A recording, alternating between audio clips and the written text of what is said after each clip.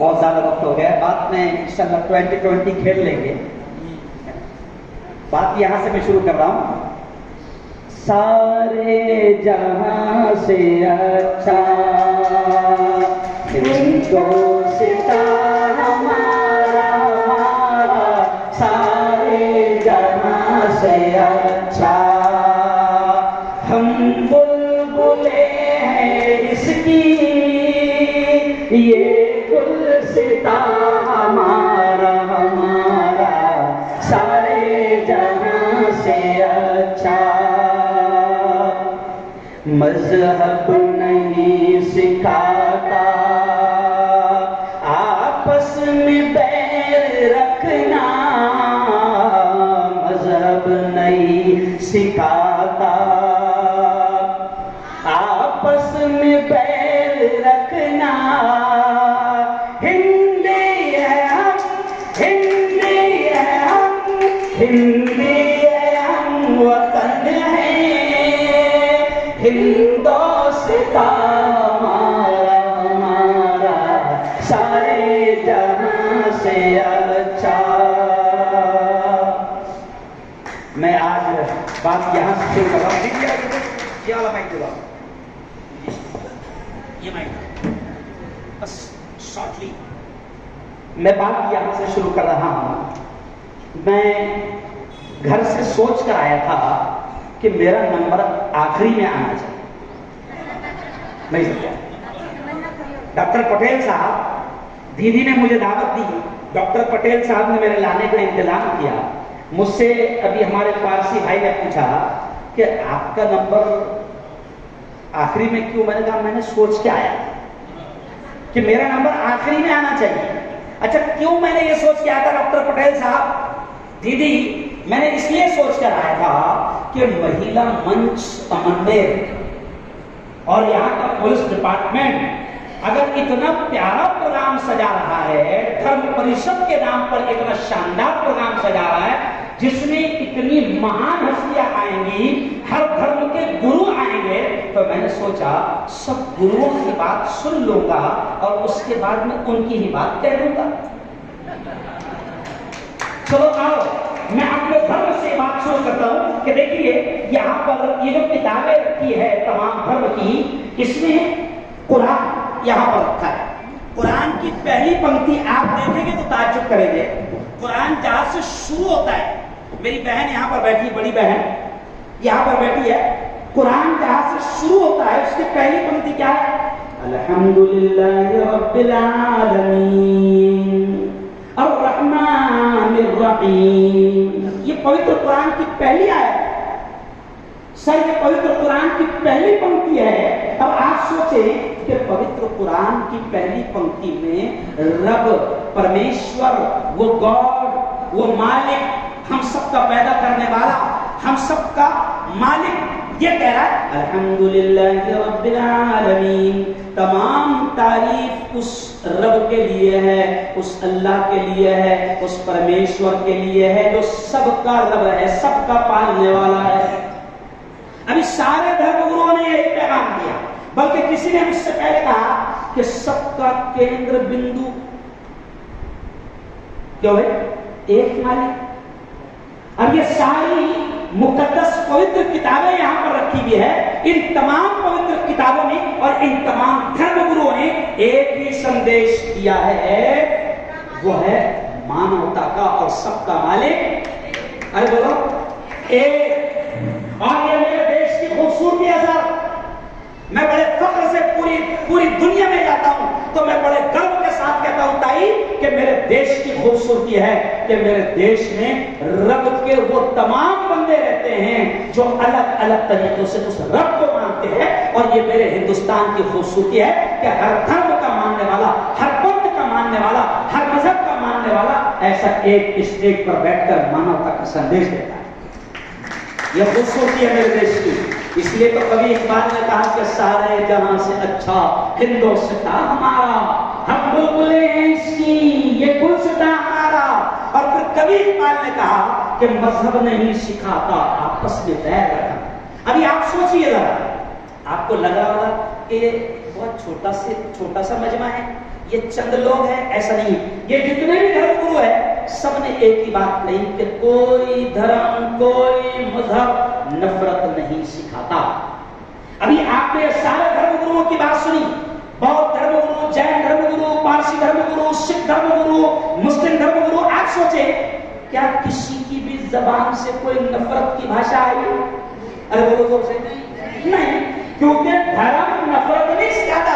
तो अब मेरा डायलॉग सुन लो, इसको हेडलाइन बनाना मीडिया की, मेरा डायलॉग सुन लो कि कोई धर्म नफरत नहीं सिखाता, और जो नफरत की बात करे वो धार्मिक भी नहीं हो सकता, वो धर्मगुरु भी नहीं हो सकता।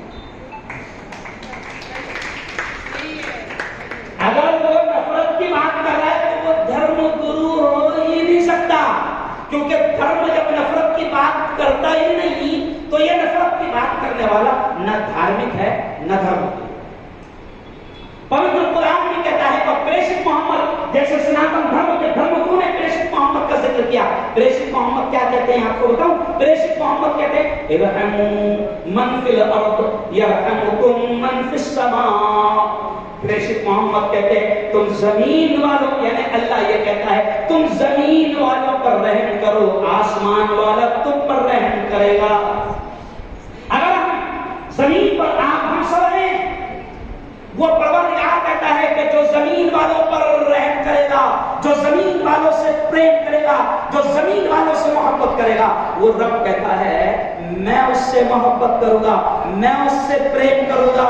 और जो मेरे, ये सब मेरे बंदे हैं, चाहे किसी जात और धर्म के हो, वो रब कहता है कि जो मेरे बंदों से नफरत करेगा मैं उससे नफरत करूंगा। और उससे जिसने पंगा लिया, तो मेरा डायलॉग है, जिसने लिया रब से पंगा वो हुआ नंगा। नहीं रब कहता है सब मेरे बंदे हैं, और वो रब कहता है कि मेरे बंदों से प्यार करेगा मैं उससे प्यार करूंगा। और मैं आपको बता दूं ताई, आप मेरी मां जैसी है। और कमाल की बात है, जब आपने मेरा स्वागत किया तो मैं दिमाग में सोच रहा था कि ये मेरी मौसी कहां छुपी हुई थी, एकदम मेरी मां की डुप्लीकेट, समझा? तो अब मैं मौसी में आपसे कहता हूं, ताई में आपसे कहता हूं कि जैसे भी किसी ने कहा कि इतिहास में लिखा जाएगा साहब, डॉक्टर साहब हिस्ट्री में लिखा जाएगा कि जब मुल्क में लोग नफरतें फैलाने का काम कर रहे थे, जब मुल्क में लोग नफरतें बटोरने का और पसारने का और नफरतें फैलाने का काम कर रहे थे, उस वक्त अमन नेर का महिला मंच मोहब्बतों का पैगाम दे रहा है। और आप देखें कि आपके इस मंच पर, आपके इस हॉल में आप देखें यहाँ सिर्फ 2 पुलिस वाले बैठे हुए हैं। बहुत सोचो, मैं आपको समझाना चाह रहा हूं, कितने पुलिस वाले? 2 पुलिस वाले। और यहीं से करीब में एक राजकीय वो राजनीति का प्रोग्राम चल रहा है, वहां पर सैकड़ों पुलिस वाले हैं। इसका मतलब खुला है कि ये सब प्यार और मोहब्बत के बांटने वाले, यहाँ पर किसी पुलिस की जरूरत। तो आपका ये इतिहास में लिखा जाएगा। ताई, मुझे डॉक्टर पटेल साहब ने कहा कि ये महिला मंच का पहला प्रोग्राम है, तो मैंने ताई को आते से कह दिया कि ताई ये आपका पहला प्रोग्राम है और सबसे सुंदर प्रोग्राम है, सबसे प्यारा प्रोग्राम है। देश को इस वक्त इसकी ही सख्त जरूरत है। पैगाम हमको देना है। हम सब धर्म वालों से कहते हैं सर, मैं क्या कहता हूं धर्म वालों से कि हवेली झोपड़ी, मुसलमानों से, हिंदुओं से, सनातन से, बौद्ध से, जैन से, सबसे कहता हूं कि शेर सुनना कितना प्यारा है। मैं कहता हूं ताई कि हवेली झोपड़ी सबका मुकद्दर फूट जाएगा। गौर से समझा, हवेली झोपड़ी यानी महल हो कि झोपड़ी हो, हवेली झोपड़ी सबका मुकद्दर फूट जाएगा अगर ये साथ हिंदू और मुस्लिम छूट जाएगा। अरे दुआ करो ये प्यार के रिश्ते रहे कायम, ये रिश्ते टूट जाएंगे तो भारत टूट जाएगा। ये रिश्ते यहाँ बजाता लिया गौर से जबरदस्त, ये रिश्ते टूट जाएंगे तो भारत, अरे वो टूट जाएगा। भारत की यही तो शान है, भारत की यही तो शान है, ये रिश्ते टूट जाएंगे। भारत की यही शान है कि एक मुल्ला सनातन धर्म के धर्मगुरु के साथ बैठा है, सिख धर्मगुरु के साथ बैठा है, एक पारसी के साथ बैठा है, एक बौद्ध के साथ बैठा है। यही भारत की शान है। और ये रिश्ते अगर टूट जाएंगे तो भारत, अरे बोलो, टूट जाएगा। और महिला मंच को मैं मुबारकबाद देता हूं। सिर्फ दो चीजें हैं पर, एक महिला मंच और एक पुलिस वाले। गौर से सुनना मैं क्या समझा रहा हूं।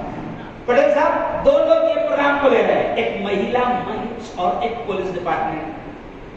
अब अगर ये दोनों लोगों ने ये सोच लिया कि अमन शांति मुल्क में आनी चाहिए, तो महिला ने सोच लिया तो घर में आ गई और पुलिस वालों ने सोच लिया तो बाहर आ गई। नहीं समझे? महिला ने सोच लिया तो, अरे होम मिनिस्टर कौन है? महिला शक्ति, नारी शक्ति। महिला ने सोच लिया तो घर में शांति शांति, और पुलिस वालों ने सोच लिया तो, अरे बोलो ना यार, बाहर शांति शांति। चलो आखिरी बात कहकर बात खत्म करूंगा, आखिरी बात कहकर खत्म करूंगा कि आज इस परिषद के जरिए से मोहब्बत का, प्यार का, एकता का, अमन का, शांति का संदेश जा रहा है इस परिषद के जरिए से। और ये छोटी परिषद नहीं साहब, मैं आपको बता दूं, मेरा जो चैनल है ना वो इंटरनेशनल लेवल पर चलता है, इंटरनेशनल लेवल पर चलता है। और मीडिया जिसको हाईलाइट करे तो देखने वाले जो यहाँ नहीं है उनको ऐसा लगता, अरे वाह, मीडिया में इतना जबरदस्त ये प्रोग्राम छाया हुआ है, इसका मतलब बड़ा जोरदार प्रोग्राम हुआ। मैं आपको कहता हूं कि मेरा चैनल वायरल न्यूज लाइव दुनिया में देखा जाता है। इस प्रोग्राम को मैं वायरल न्यूज लाइव मेरे चैनल के जरिए से पूरी दुनिया में इंटरनेशनल लेवल पर है कि ये प्यार की, मोहब्बत की फजाएं और हवाएं अमन नेर से चली है। और महिलाओं ने तय किया है, पुलिस वालों ने तय किया है कि अमन शांति। अच्छा, जैसे आपने कहा कि धर्मगुरुओं को बुलाया गया, पुलिस वालों को भी मालूम है और हुकूमत को भी मालूम है कि शांति असल किसके हाथ में है। अरे बोलो ना यार, महिलाओं का धर्मगुरुओं के हाथ में। धर्मगुरु अगर धर्मगुरु सोच ले, सर सही बात है, अगर धर्मगुरु सोच ले कि शांति चाहिए, अमन चाहिए, प्रेम चाहिए, एकता चाहिए, मोहब्बत चाहिए, अमन चाहिए, तो अपने मानने वालों को, अपने फॉलोअर्स को अगर उसने अमन शांति का पैगाम दिया तो आज लोग धर्मगुरुओं की मानते हैं।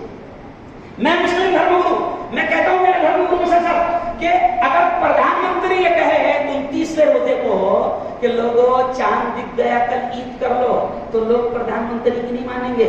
लेकिन धर्मगुरु ने कह दिया दिख गया चांद, कल ईद है, तो बोलो सब मानेंगे नहीं मानेंगे? तो धर्मगुरुओं की लोग मानते हैं।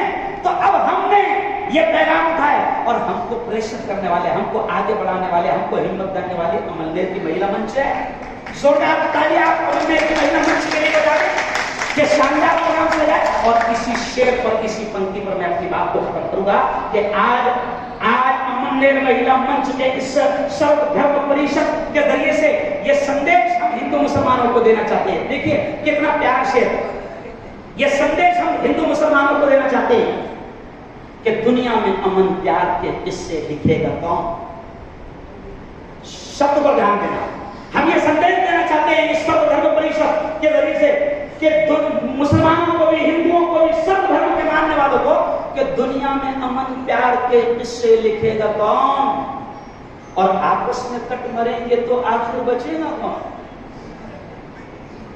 दुनिया में अमन प्यार के किस्से लिखेगा कौन और आपस में कट मरेंगे तो आखिर बचेगा कौन। और मैं मेरे हिंदू भाइयों से कहता हूं जरा आ जाए आप, पंडित जी आगे आ जाए। मैं कहता हूं कि होंगे ना तुम तो लाएंगे तुम सा कहां से हम तुम्हारे जैसा। होंगे ना तुम तो लाएंगे तुम सा कहां से हम, और होंगे ना हम तो आपको भाई कहेगा कौन। तो आज इस परिषद के जरिए से ये पैगाम जा रहा है। और याद रखें, अभी मैं पंडितों के साथ में ये महान हस्तियों के साथ में बात कर रहा था कि यार ये आखिरी जुमला मैं कह रहा हूं, क्योंकि फिर मैं कह रहा हूं बद्दुआ लेना अच्छी बात नहीं, ये वक्त बहुत खता हो गया है। तो आखिर जुमला कह रहा हूं कि मैं इन पंडितों से बात कर रहा था तो किसी ने कहा कि यार ये आखिर इस मुल्क में ये इतने लफड़े झगड़े दंगे फसाद क्यों हैं। बहुत काम की बात कह रहा हूं, क्यों है। तो मैंने पंडित जी से एक शेर कहा, मैंने कहा कि सियासत को लहू पीने की लत है। सियासत मीन्स राजनीति, पॉलिटिक्स। तो आप देखिए शेर सुनिए, ये सारे लफड़े झगड़े ये हमारे नहीं है, ये हमारे नहीं है। ये गौर से कीजिए कि ये सारे लफड़े झगड़े मैं कहता हूं कि सियासत को लहू पीने की लत है, सियासत को लहू पीने की लत है, नहीं तो मुल्क में सब खैरियत है। सियासत को लहू पीने की लत है, नहीं तो मुल्क में सब खैरियत है। तो बस हमको इन सियासी गुंडों को पहचानना होगा कि कौन हमको धर्म के नाम पर लड़वा रहा है। सर्वधर्म परिषद ये कहती है कि कोई भी धर्म नफरत नहीं सिखा था, कोई भी धर्म दंगे फसाद नहीं सिखा था, कोई भी धर्म खून खराबे नहीं सिखा था।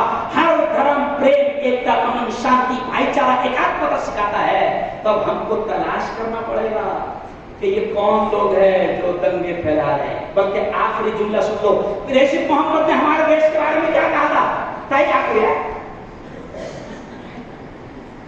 कि प्रेषित मोहम्मद ने, बड़ा प्यारा सेंटेंस है, प्रेषित मोहम्मद ने अरब में बैठकर 1500 साल पहले, 1500 साल पहले प्रेषित मोहम्मद ने हमारे प्यारे देश के बारे में क्या कहा था?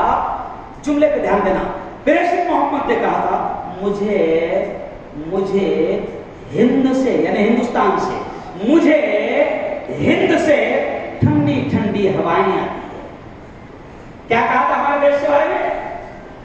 कि मुझे, प्रेषित मोहम्मद ने कहा कि मुझे हिंद से, यानी हिंदुस्तान से ठंडी ठंडी हवाएं आती है। तो मैं उस पर ये जुमला कहता हूं कि अब हम सबको मिलकर देखना पड़ेगा कि कौन शैतान है जो ठंडी हवाओं को गर्म कर रहा है।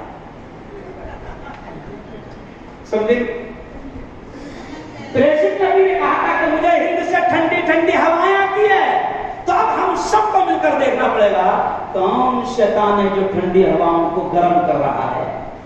तो इंशाअल्लाह ये सर्वधर्म परिषद मुल्क में अमन, शांति, एकता का एक पैगाम दे रही है और पूरे देश नहीं, पूरी दुनिया में जाएगा कि अमनलेर महिला मंच और अमनलेर पुलिस दल ने एक शानदार प्रोग्राम सजाया था।